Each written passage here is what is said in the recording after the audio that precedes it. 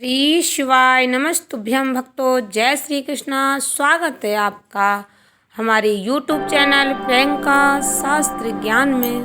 आज के वीडियो में आप सुनेंगे महाकुंभ का इतिहास, इसका महत्व, भक्तों प्रयागराज को क्यों माना जाता है सबसे बड़ा तीर्थराज। ध्यान से श्रवण करें इस वीडियो को। वीडियो बहुत ही महत्वपूर्ण है। वीडियो में आगे बढ़ने से पहले कमेंट बॉक्स में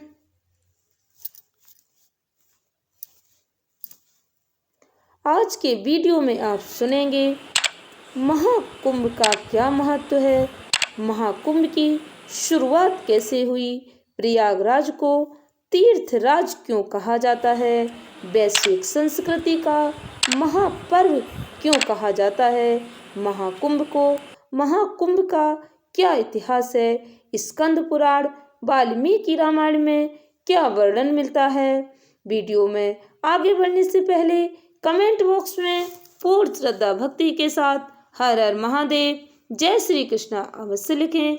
चैनल पर पहली बार विजिट हुए, पहली बार मेरी आवाज़ सुन रहे तो चैनल को सब्सक्राइब करके बेल आइकन अवश्य दबाएं।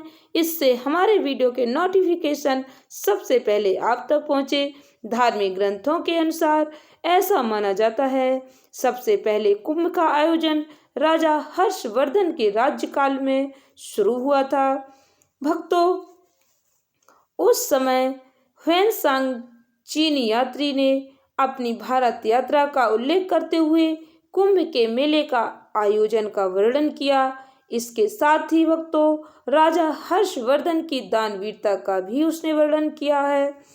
राजा हर्षवर्धन प्रत्येक 5 साल में नदियों के संगम पर एक बड़ा आयोजन करते थे, जिसमें वह अपना पूरा कोष गरीबों और धार्मिक लोगों में दान दे देते थे। ग्रंथों के अनुसार इस संयोग में कुंभ का आयोजन होता था। बृहस्पति के कुंभ राशि में, सूर्य के मेष राशि में प्रवेश होने पर हरिद्वार में गंगा के किनारे पर कुंभ का आयोजन होता है। दूसरा भक्तों जब बृहस्पति के मेष राशि में प्रवेश होने पर, सूर्य और चंद्र के मकर राशि में होने पर अमावस्या के दिन प्रयागराज में त्रिवेणी संगम तट पर कुंभ का आयोजन होता है। तीसरा कुंभ बृहस्पति और सूर्य के सिंह राशि में आने पर नासिक में गोदावरी के किनारे पर कुंभ का आयोजन होता है। बृहस्पति के सिंह राशि में, सूर्य के मेष राशि में प्रवेश होने पर उज्जैन में शिप्रा तट पर महाकुंभ का आयोजन होता है। वाल्मीकि रामायण में कहा गया, राम जी अपने वनवास काल में जब ऋषि भारद्वाज से मिलने गए तो ऋषिवर ने कहा कि हे राम, गंगा यमुना के संगम का जो स्थान है वह बहुत ही पवित्र है, आप वहाँ भी रह सकते हैं। श्री रामचरितमानस में प्रयागराज के महत्व का वर्णन बहुत ही रोचक तरीके से विस्तार पूर्वक मिलता है। माघ मकर गति रवि जब होई, तीरथ पतह आव सब कोई। माघ मकर गति रवि जब होई, तीरथ पतह आव सब कोई। देव धनुज किन्नर नर श्रेणी, सादर मंजय सकल त्रिवेणी। पूजय माधव पद जल जाता, परस अक्षयवट हर्षह गाता। भरद्वाज आश्रम अति पावन, परम रम्य मुनिवर मन भावन। तहाँ होय मुनि ऋषय समाजा, जाहि जे मंजर तीरथ राजा। वाल्मीकि रामायण के अनुसार माघ के महीने में त्रिवेणी संगम स्नान का यह रोचक प्रसंग कुंभ के समय साकार होता है। साधु संत प्रातः काल संगम पर स्नान करके कथा कहते हुए ईश्वर के विभिन्न स्वरूपों की विस्तार से चर्चा करते हैं। कुंभ भारतीय संस्कृति का महापर्व है। इस पर्व पर स्नान, दान, ज्ञान मंथन के साथ ही अमृत प्राप्ति की भी बात कही गई। कुंभ का बौद्धिक, पौराणिक, ज्योतिषी के साथ साथ वैज्ञानिक आधार भी है। इसका वर्णन भक्तों भारतीय संस्कृति के आदि ग्रंथ वेदों में मिलता है। प्रयागराज की महत्ता वेदों और पुराणों में विस्तार से बताई गई। एक बार शेषनाग से ऋषिवर ने भी यही प्रश्न किया था कि प्रयागराज को तीर्थराज क्यों कहा जाता है। इस पर शेषनाग ने उत्तर दिया, एक ऐसा अवसर आया जब सभी तीर्थों की श्रेष्ठता की तुलना की जाने लगी। उस समय भारत में समस्त तीर्थों को तुला के एक पल्ले पर रखा गया और प्रयागराज को दूसरे पल्ले पर। फिर भी प्रयागराज का पल्ला भारी पड़ गया। दूसरी बार सप्तपुरियों को एक पल्ले में रखा गया और प्रयागराज को दूसरे पल्ले पर। वहाँ भी प्रयागराज वाला पल्ला भारी रहा। इस प्रकार प्रयागराज की प्रधानता होने से इसे तीर्थों का राजा कहा जाने लगा। इस पावन क्षेत्र में दान, पुण्य, कर्म, यज्ञ आदि के साथ साथ त्रिवेणी का संगम अति महत्व रखता है।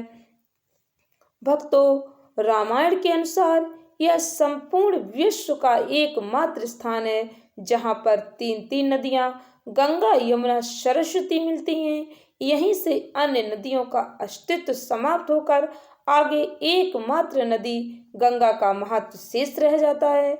इस भूमि पर स्वयं ब्रह्मा जी ने यज्ञ आदि कार्य संपन्न कर ऋषि और देवताओं ने त्रिवेणी संगम में स्नान कर अपने आप को धन्य माना।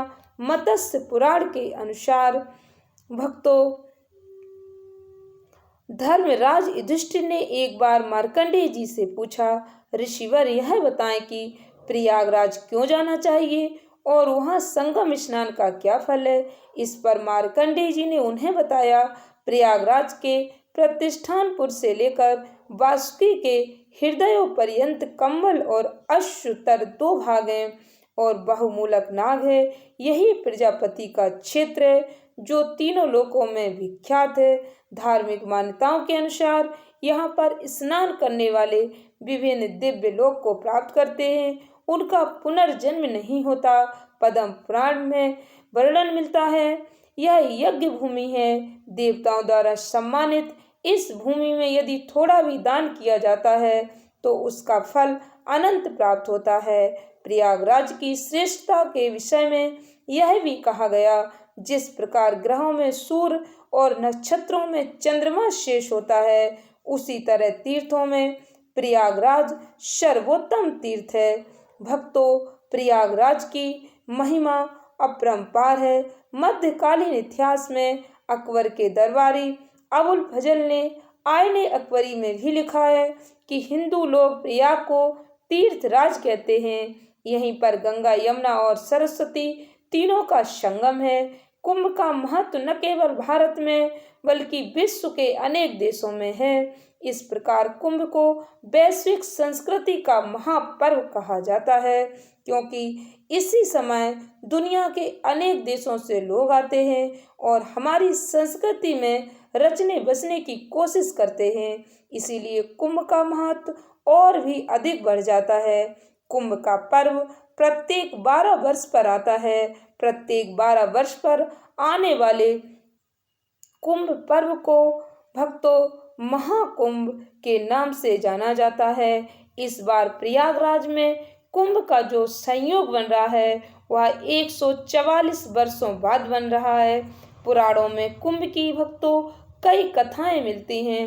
भारतीय जनमानस में 3 कथाओं का विशेष महत्व कुंभ पर्व के संदर्भ में पुराणों में अलग अलग 3 कथाएं मिलती हैं। प्रथम कथा के अनुसार कश्यप ऋषि का विवाह दक्ष प्रजापति की पुत्री दिति और अदिति के साथ हुआ था। अदिति से देवों की उत्पत्ति हुई, दिति से दैत्य पैदा हुए। एक ही पिता की संतान होने के कारण दोनों ने एक बार संकल्प लिया कि वे समुद्र में छिपी हुई बहुत सी विभूतियों, संपत्तियों को प्राप्त कर उसका उपयोग करेंगे। इस प्रकार समुद्र मंथन एकमात्र उपाय था। समुद्र मंथन करने के बाद 14 रत्न प्राप्त हुए, जिनमें से एक अमृत कलश भी था। इस अमृत कलश को प्राप्त करने के लिए देवताओं और दैत्यों के बीच युद्ध छिड़ गया, क्योंकि इसे पीकर दोनों भक्तों अमृत की प्राप्त करना चाहते थे। स्थिति बिगड़ते देख देवराज इंद्र ने अपने पुत्र जयंत को संकेत किया और जयंत अमृत कलश लेकर भाग गया। इस पर देवों ने उसका पीछा किया। पीछा करने पर देवताओं और दैत्यों के बीच 12 दिनों तक भयंकर संघर्ष के दौरान अमृत कुंभ को सुरक्षित रखने में बृहस्पति, सूर्य और चंद्रमा ने भी सहायता की। उनके हाथों में जाने से कुंभ को बचाया जा सका, यानी कि अमृत कलश को बचाया गया। सूर्य भगवान ने कुंभ की फूटने से रक्षा की, चंद्रमा ने अमृत झलकने नहीं दिया। फिर भी भक्तों, इस उथल पुथल से अमृत कुंभ से 4 बूंदें छलक गईं। यह अलग अलग 4 स्थानों पर गिरी। इनमें से एक गंगा तट हरिद्वार में, दूसरी त्रिवेणी संगम प्रयागराज में, तीसरी शिप्रा तट उज्जैन में और चौथी गोदावरी तट नासिक में। इस प्रकार भक्तों, इन चारों स्थानों पर अमृत प्राप्ति की कामना से कुंभ का पर्व मनाया जाने लगा। कुंभ की कथाओं के अनुसार देवता और व्यक्तियों में 12 दिनों तक जो संघर्ष चला था देवता और दैत्यों में, उस समय अमृत कुंभ से अमृत की बूंदें जिन स्थानों पर गिरी थी वहाँ वहाँ कुंभ का मेला लगता है, क्योंकि देवों के इन 12 दिनों को 12 मानवीय वर्षों के बराबर माना गया। इसीलिए कुंभ पर्व का आयोजन 12 वर्षों बाद होता है। जिस दिन अमृत कुंभ गिरने वाली राशि पर सूर्य, चंद्रमा और बृहस्पति का संयोग होता है, उस समय पृथ्वी पर कुंभ का आयोजन होता है। राशि विशेष में सूर्य और चंद्रमा की स्थिति होने पर उक्त चारों स्थानों पर शुभ प्रभाव के रूप में अमृत वर्षा होती है और यही वर्षा श्रद्धालुओं के लिए अत्यंत पुण्यदायी मानी गई। इस प्रकार से भक्तों, वृष के गुरु में प्रयागराज, कुंभ के गुरु में हरिद्वार, तुला के गुरु में उज्जैन और कर्क के गुरु में नासिक का कुंभ होता है। सूर्य की स्थिति के अनुसार कुंभ पर्व की तिथियां निश्चित होती हैं, मगर सूर्य में भक्तों शुरू में प्रयागराज, मेष के सूर्य में हरिद्वार, तुला के सूर्य में उज्जैन और कर्क के सूर्य में नासिक का कुंभ पर्व पड़ता है। अथर्व वेद के अनुसार मनुष्य को सर्व सुख देने वाला कौन पर्व है? भक्तों, कुंभ। कुंभ में स्नान पर्व का भी अपना महत्व होता है। संक्रांति के पूर्व और बाद की 16 घड़ियों में पुण्य काल माना गया है। मुहूर्त तिथि आधी रात से पहले हो तो पहले दिन तीसरे पहर में पुण्य काल बताया गया, और यदि मुहूर्त तिथि आधी रात के बाद हो तो पुण्य काल प्रातः काल माना जाता है। इसके अलावा भक्तों, मकर संक्रांति का पुण्य काल 40 घड़ी, कर्क संक्रांति का पुण्य काल 30 घड़ी और तुला मेष राशि का संक्रांति का पुण्य काल 20-20 घड़ी पहले और बाद में बताया गया। प्रयाग में माघ के महीने में विशेष रूप से कुंभ के अवसर पर गंगा, यमुना और अदृश्य रहने वाली सरस्वती के संगम में स्नान का बहुत ही विशेष महत्व बताया गया है। अनेक पुराणों में इसके प्रमाण मिलते हैं। प्रयागराज में प्रमुख धार्मिक मंदिर हैं, जिसमें भगवान भोलेनाथ, विमान मंडपम, बड़े हनुमान बंधवा, रामानंदाचार्य मठ, सिद्धेश्वर महादेव मंदिर, जगदम्बा मठ, नाग वासुकी शक्तिपीठ, एलोप संक्रीमा, ललिता देवी मंदिर, कल्याणी मंदिर, भारद्वाज शिवकोटि तीर्थ मंदिर, श्री हनुमान निकेतन, मनकामेश्वर मंदिर, पातालपुरी मंदिर भक्तों प्रमुख हैं। प्रयागराज में कुल 6 कुंभ स्नान पर्व होते हैं। मकर संक्रांति, पौष पूर्णिमा, मौनी अमावस्या, माघी पूर्णिमा, बसंत पंचमी, महाशिवरात्रि प्रयागराज कुंभ का सबसे महत्वपूर्ण पर्व है। भक्तों, हिंदू धर्म में कुंभ का मेला प्रत्येक 12 साल में 4 पवित्र स्थानों प्रयागराज, हरिद्वार, उज्जैन और नासिक में आयोजित किया जाता है। इस बार भक्तों वर्ष 2025 में कुंभ का मेला नहीं है भक्तों, यह महाकुंभ लग रहा है, जो 12 साल बाद नहीं बल्कि 144 साल बाद 144 ईयर बाद लग रहा है। ये महाकुंभ इसलिए भी महत्वपूर्ण है क्योंकि 144 साल के बाद महाकुंभ का उल्लेख विशेष ज्योतिषीय खगोलीय घटना की ओर संकेत करता है। 14 जनवरी 2025 को शाही स्नान कर करोड़ों यात्री प्रयागराज के पवित्र त्रिवेणी संगम में डुबकी लगाकर अपने पापों से मुक्त होंगे। वर्ष 2025 में यह महाकुंभ का मेला 13 जनवरी से शुरू होकर भक्तों 26 फरवरी तक चलेगा। इस मेले में भक्तों अनेक श्रद्धालु अपने आस्था की डुबकी लगाएंगे। महाकुंभ और कुंभ में क्या अंतर होता है? कुंभ मेले का आयोजन ग्रह और नक्षत्रों की विशेष स्थिति के आधार पर किया जाता है। कुंभ मेला तब आयोजित होता है जब सूर्य, चंद्रमा और बृहस्पति एक विशेष स्थिति में होते हैं, लेकिन जब बृहस्पति मकर राशि में और सूर्य और चंद्रमा अन्य शुभ स्थानों पर होते हैं, तब महाकुंभ का समय बनता है।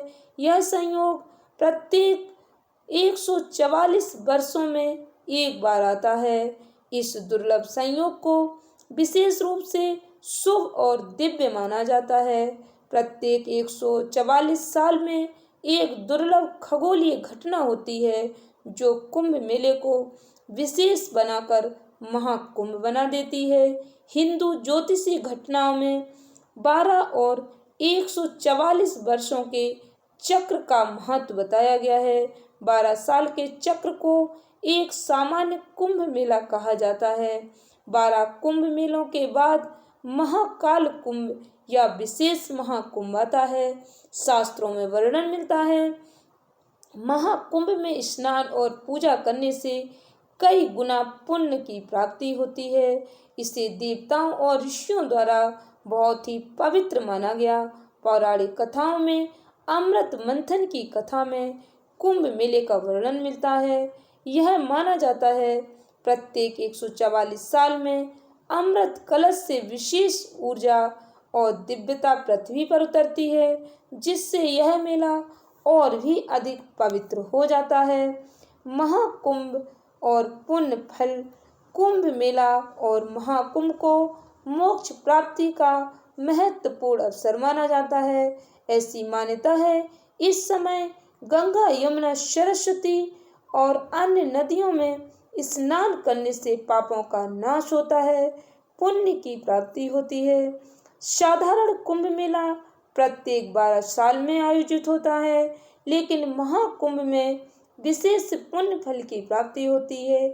वीडियो अच्छी लगी हो, उपयोगी लगी हो तो अधिक से अधिक भक्तों को शेयर करके माता रानी का आशीर्वाद प्राप्त करें। वीडियो को लाइक करें, चैनल को सब्सक्राइब करें। धन्यवाद भक्तों। श्री शिवाय नमस्तुभ्यं।